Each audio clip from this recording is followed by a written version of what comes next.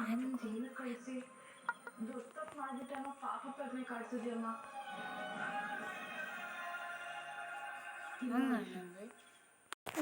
ಪಾಪಿಗೆ ಏನ್ ಶಿಕ್ಷೆ ಆಗ್ಬೇಕಿತ್ತು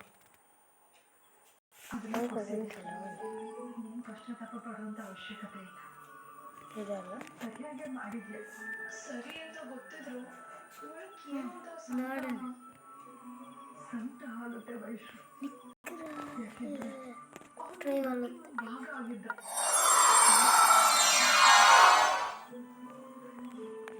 ನಾನು ಕೈ ತುಕ್ಕೊಟ್ಟು ಬೆಳೆಸಿದ ಮಗ.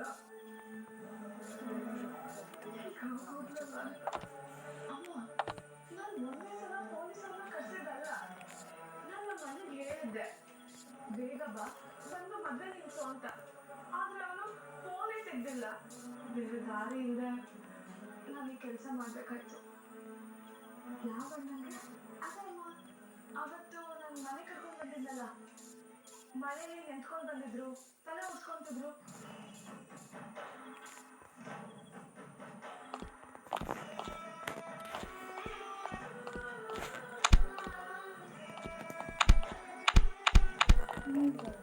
ನೋಡ